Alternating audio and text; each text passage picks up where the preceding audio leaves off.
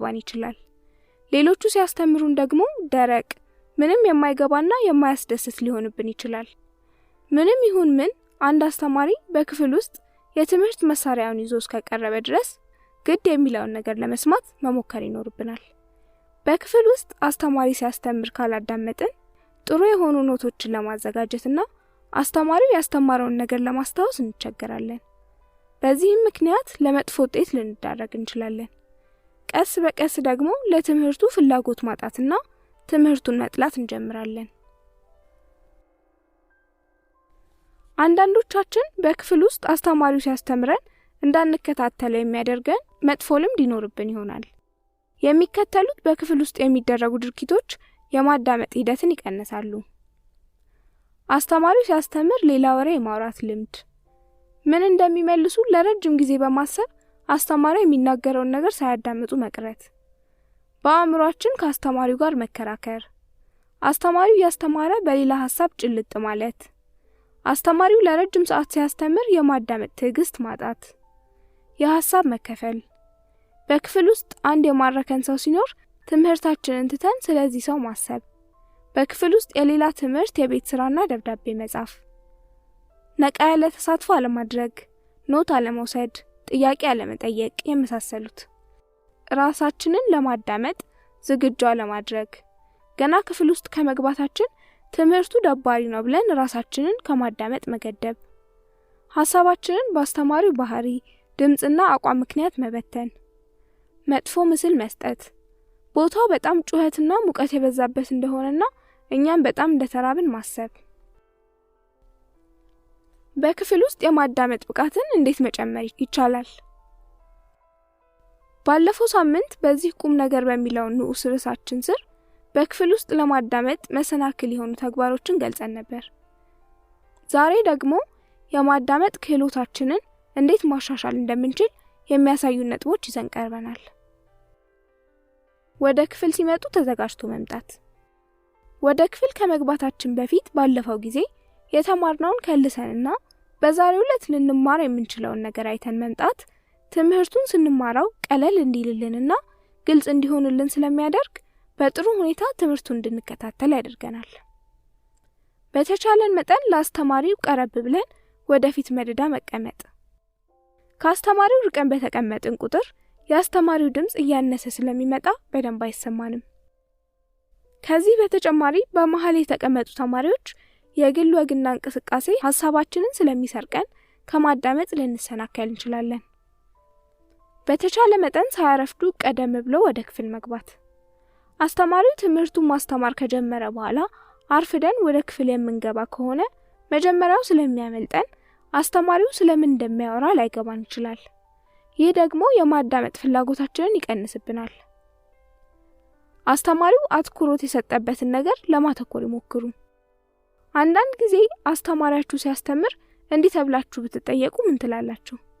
ይህ ጥያቄ በዚህ መልኩ ሊቀርብ ይችላል እያለ የትምህርቱን ሁኔታ ሲገልጽ ማስተዋል የበለጠ ትምህርቱን እንድንከታተለው ይጋብዘናል።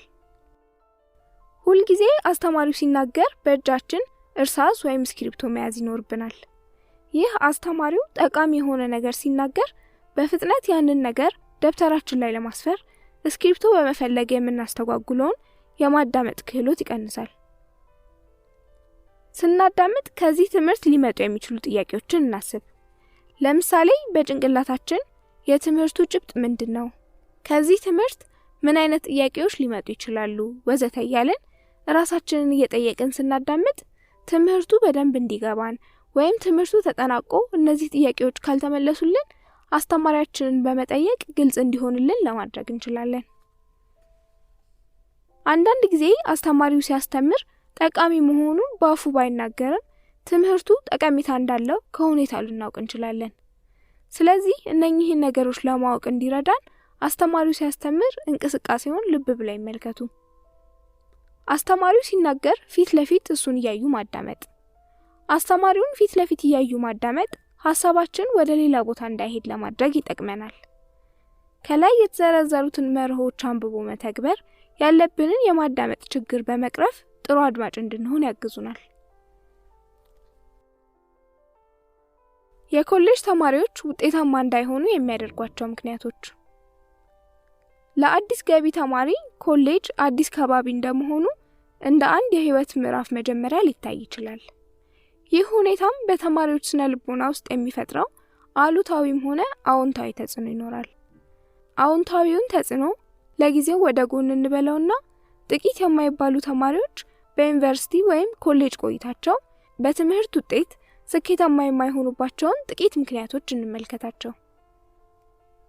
አዲሱን የትምህርት ከባቢ ወይም ኢንቫይሮንመንት መልመድ አለመቻል፣ ስለሚማሯቸው የትምህርት አይነቶች መረጃ ለማግኘትና የሐሳብ ወይም ኮንሰፕት እጥረት ማጋጠም፣ ከትምህርቱ ይልቅ በሌሎች ጉዳዮች ላይ ትኩረትን ማድረግ፣ የተደበቀ ሐሳብ ማሰላሰልና በትምህርት ላይ ተጽዕኖ እንዲያሳርፍ ማድረግ፣ የረጅም እቅድ ወይም ዓላማ አለመኖር፣ የኃላፊነትን ሸክም ለመወጣት ፍላጎት አለማሳደር ወይም ችላ ማለት፣ የማይፈልጉትን የትምህርት አይነት መምረጥ፣ ትምህርቱ የሚሰጥበትን ቋንቋ በሚገባ አለማወቅ፣ በሌሎች ማህበራዊ ችግሮች ለምሳሌም በፍቅርና ቤተሰብ ችግር ምክንያት ለስነ ልቦና ቀውስ መጋለጥ፣ ደካማ የሆኑባቸውን የትምህርት አይነቶች ለምሳሌም የቋንቋ ክህሎትን ለማጠናከር ጥረት አለማድረግና በውጤት ደረጃ በሌሎች ትምህርቶች ለማካካስ መሞከር፣ ትክክለኛው ወይም የሚመጥናቸውን ኮሌጅ አለመምረጥ።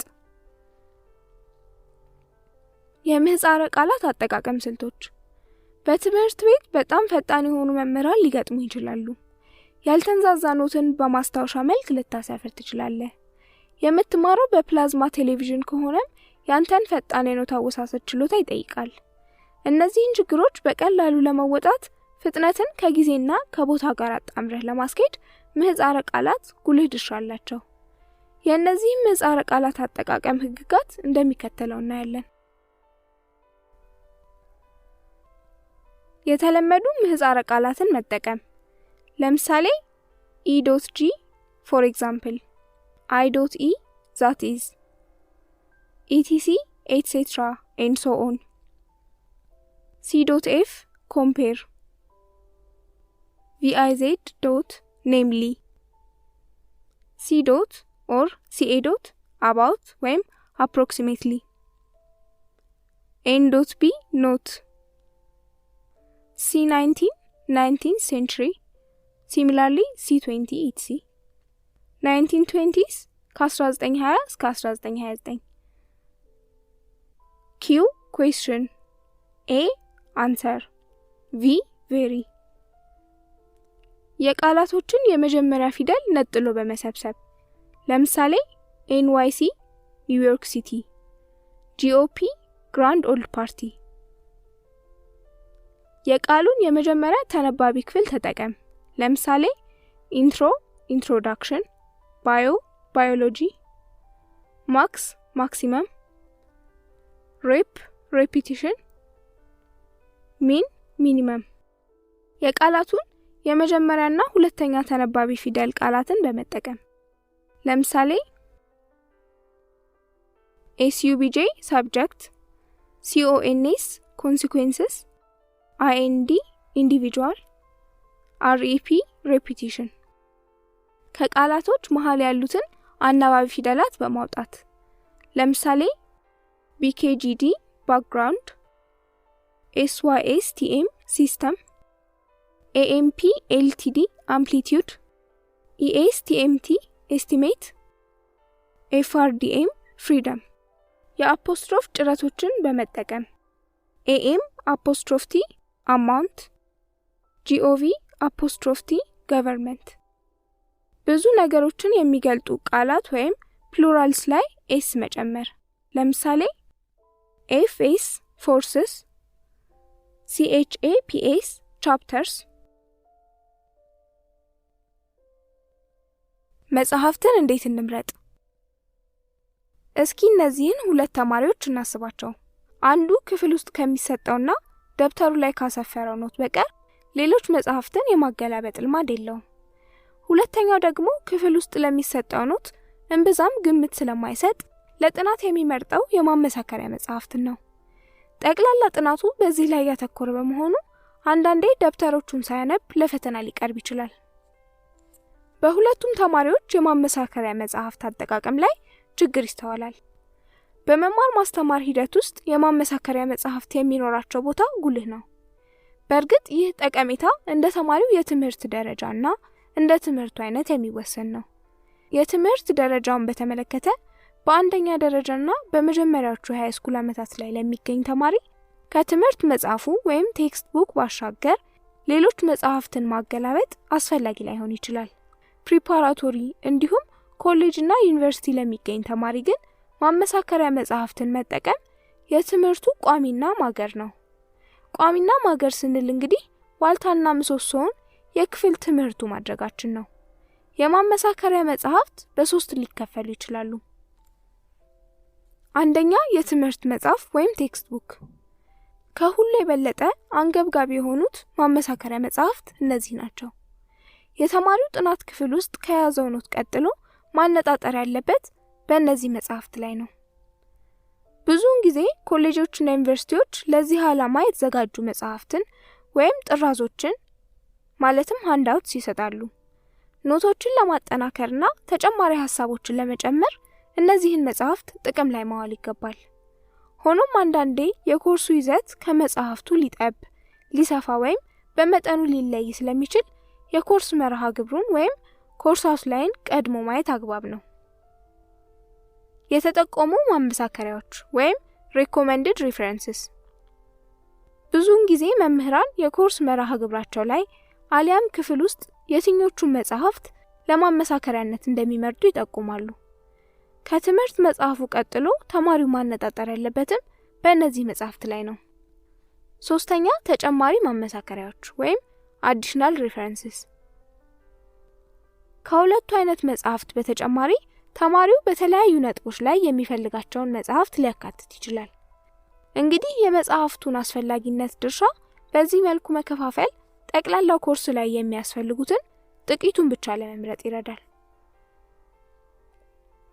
ለመሆኑ የማመሳከሪያ መጽሐፍት ጥቅም ምን ይመስላል? የመጀመሪያው ጠቀሜታቸው ክፍል ውስጥ የተሰጠን ኖት ማጠናከር ላይ ነው። እነዚህ መጽሐፍት ላይ በጥልቀት የቀረቡትን ማብራሪያዎች በማንበብ ተማሪው ያልተረዳውን አሊያም በተሳሳተ መልኩ የተረዳውን ሐሳብ ማጠናከርና ማብላላት ይችላል።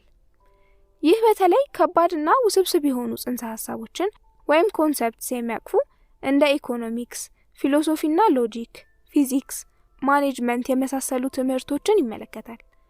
ከጥልቅ ማብራሪያዎች በተጨማሪ ምሳሌዎችና ምስሎች ተማሪው ሐሳቡን በይበልጥ መረዳት እንዲችል ያግዙታል። ተጨማሪ መረጃን ማግኘት ደግሞ ሁለተኛው የማመሳከሪያ መጽሐፍት ጠቀሜታ ነው።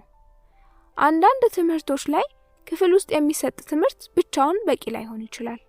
ተጨማሪ መረጃዎችን ከነዚህ መጽሐፍት አስተማሪው በሚጠቁመው መንገድ መጨመር አስፈላጊ ነው።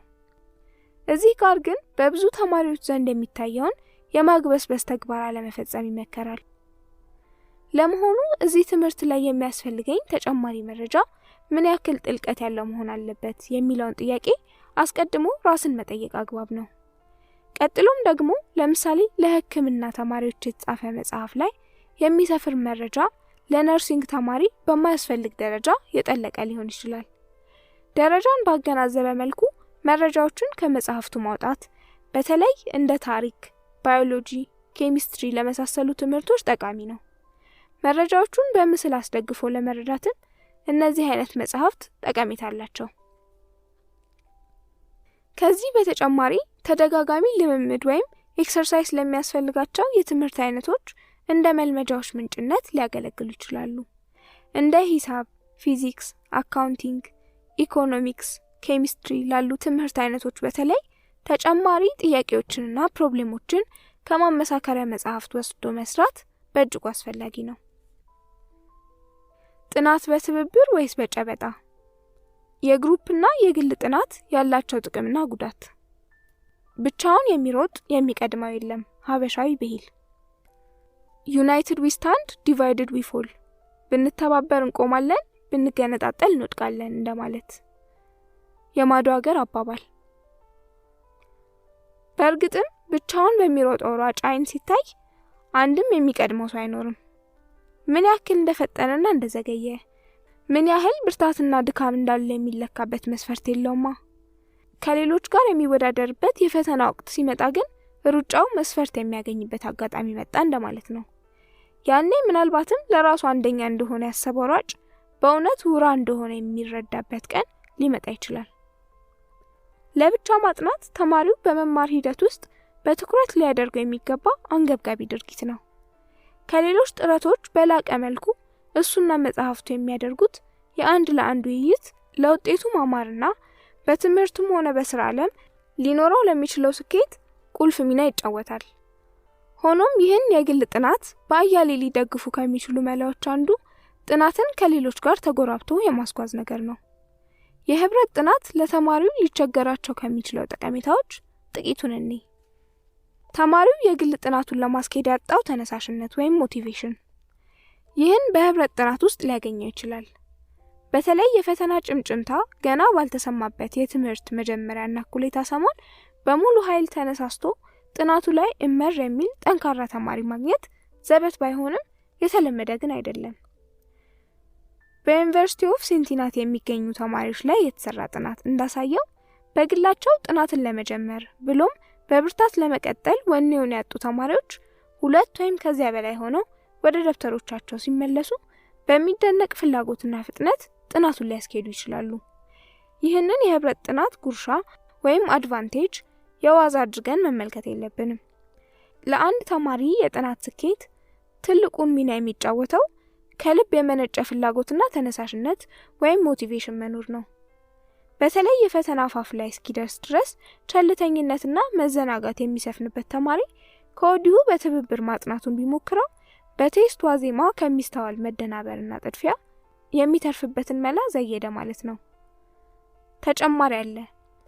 ሁሉም ተማሪዎች በተመሳሳይ ሰዓት የመሰላቸትና የማፈግፈግ አዝማሚያ ሊኖር አይችልም።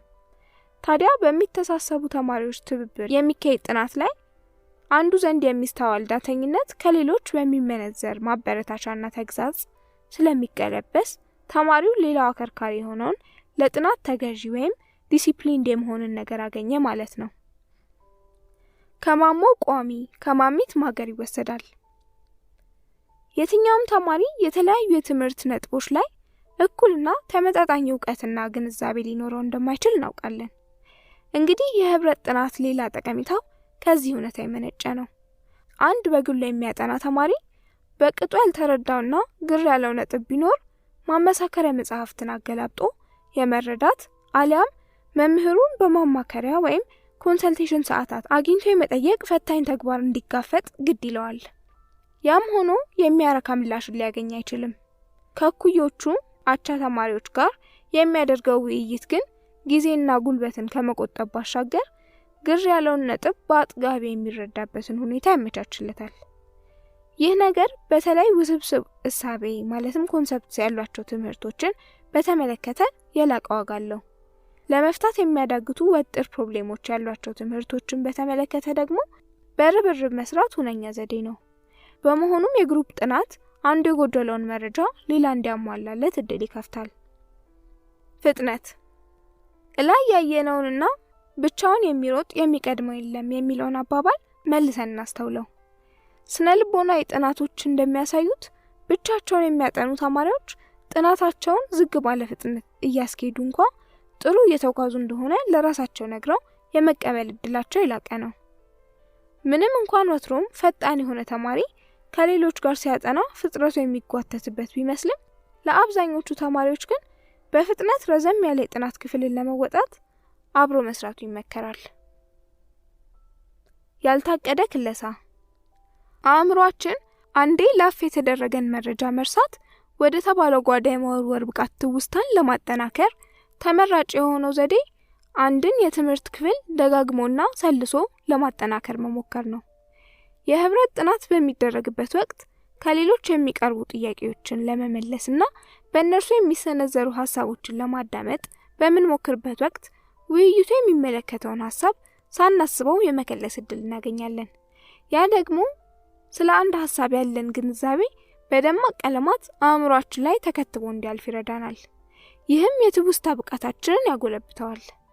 እንዲሁም ትውስታ ሲነሳ በግሩፕ ጥናት ላይ በመነጋገር የሚከወን በመሆኑ ይህን በማድመጥ የሚደረግ መረጃ ቀሰማ ትውስታን ያጠናክራል። ከዚህ ባሻገር በግሩፕ ጥናት ወቅት ራሳችንን ከሌሎች ጋር ለማነጻጸርና ድክመታችንን ለመገንዘብ ይረዳናል። ከላይ ካየናቸው ዝርዝር ጉዳዮች ባሻገር የህብረት ጥናት የሚሰጣቸው ጥቅሞች ይኖራሉ። ሆኖም በደቦ የሚደረግ ጥናት ሁልጊዜ ጠቃሚነት ይኖረዋል ብሎ ማሰብ አግባብ አይደለም። በህብረት ማጥናት ሊያስከትላቸው የሚችላቸው አሉታዊ ውጤቶችና እነሱን በብቃት ተቋቁሞ ለማለፍ ምን መደረግ እንደሚገባ የሚያትቱ ቴክኒኮች እንደሚከተለው ተሰናድተዋል። የህብረት ጥናት ላይ ልብ ሊባሉ የሚገቡ ነጥቦች። አንደኛ፣ አመቺ ፕሮግራምና ቦታ። በርካታ ተማሪዎች የህብረት ጥናት እቅድን ይዘው ከተነሱ በኋላ ስኬትን አጥተው እንዲመለሱ ከሚያደርጓቸው ምክንያቶች አንዱ ለዚህ አይነቱ ጥናት ምቹ የሆነ ቦታን አለማዘጋጀትና የፕሮግራም አለመኖር አሊያም ፕሮግራሙ የእያንዳንዱን ተማሪ ሁኔታ ያላገናዘበ መሆኑ ይጠቀሳሉ። የህብረት ጥናት ሲታሰብ ለዚህ አመቺ የሆነ ቦታን መምረጥ ትኩረት ሊሰጠው ይገባል። ከተቻለ ይህ ቦታ ቋሚ ቢሆን ይመረጣል። ቋሚ ቦታ ለጥናት ስነ ልቦና ያለው ዋጋ ከፍተኛ ነው። ይህ ቦታ እንደ ግል ጥናት ሁሉ አካላዊና አእምሮአዊ ምቾትን ሊፈጥር የሚችል መሆን ይገባዋል። እንደ ልብ ውይይትን ለማካሄድ የሚያስችልና የሚፈጠረው ድምጽ የሌሎችን ሰላም የማያደፈርስ መሆን እንዳለበት መገንዘብ አለብን። እንደ ቤተ መጻሕፍት አይነቶቹ ቦታዎች አመቺ የማይሆኑት ከዚህ የተነሳ ነው። የእያንዳንዱን የጥናቱ ተሳታፊ የጊዜ ሁኔታ ያገናዘበ ቋሚ ፕሮግራም አስፈላጊ ነው። የህብረት ጥናት እንዳመቺነቱ አስፈላጊ በሆነ ጊዜ ብቻ ሊካሄድ ይችላል። እንዲህ አይነቱ የጥናት ዘይቤ በተለይ የግል ጥናት ይበልጥ አስፈላጊ የሆነባቸው ንባብን የሚጠይቁ ትምህርቶች ላይ ተመራጭ ይሆናል። በህብረት ማጥናት በቋሚነት ቢደረግ ይበልጥ ጠቃሚ ሊሆን የሚችልባቸው ውይይትን የሚፈልጉ አሊያም ጠጣር ፕሮብሌሞችን ለመፍታት ጥረትን የሚጠይቁ የትምህርት አይነቶች ላይ ሲሆን የቋሚ ፕሮግራም አስፈላጊነቱ አጠያያቂ አይደለም።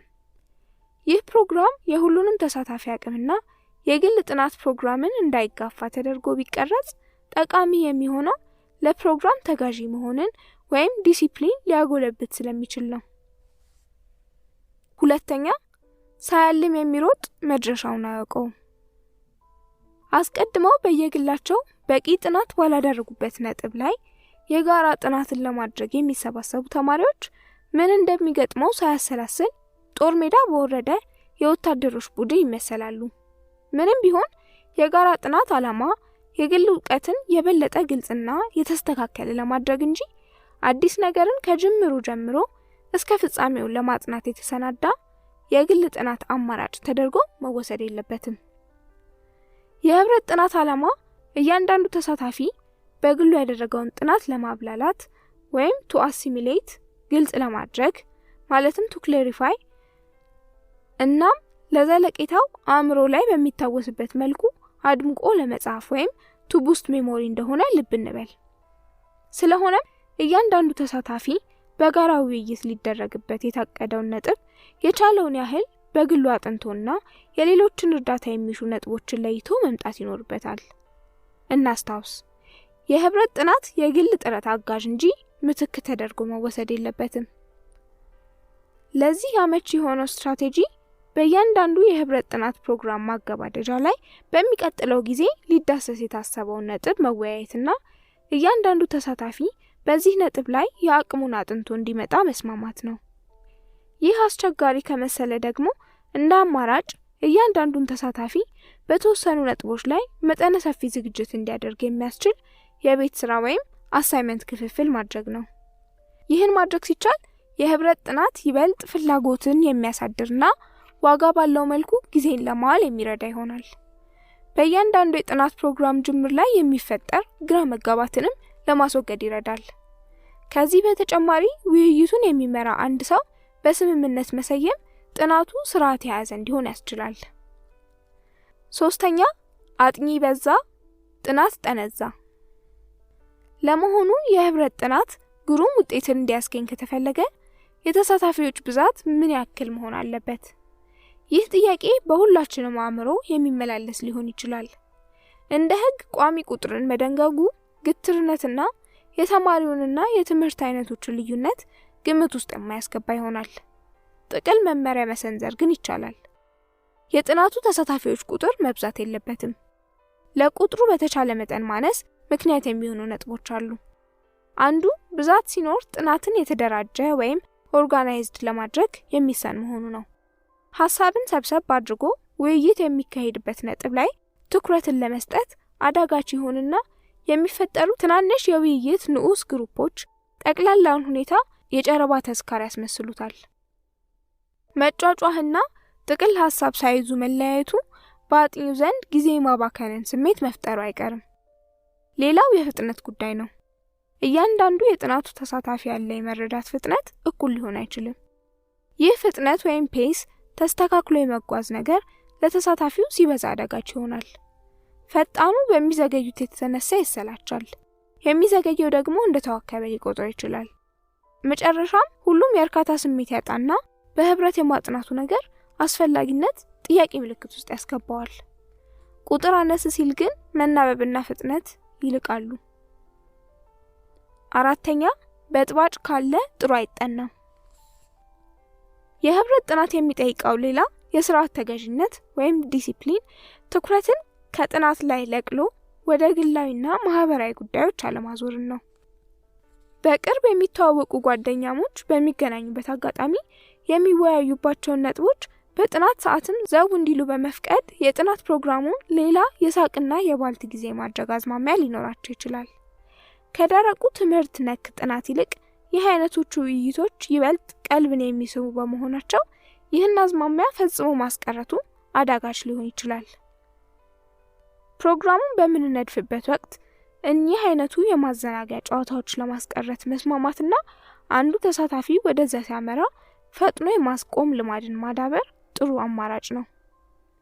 በእርግጥ የትኩረት መከፋፈል የግል ጥናት ጭምር ሊያጋጥም የሚችል ነገር በመሆኑ የጋራ ጥናት ብቻውን ለዚህ ተጠያቂ ነው ብሎ መውቀሱ አግባብ አይሆንም። አንዳንዴ ለጥናት የተመረጠው ቦታ በራሱ ለዚህ እንከን መፈጠር ምክንያት ሊሆን ይችላል። ካፍቴሪያዎች፣ የመዝናኛ ቦታዎችና ሌሎች በቀላሉ ትኩረትን ሊከፋፍሉ የሚችሉ ቦታዎች በእኛ ሀገር የኮሌጅ ተማሪዎች ለህብረት ጥናት የሚመረጡ ሲሆኑ ይስተዋላል።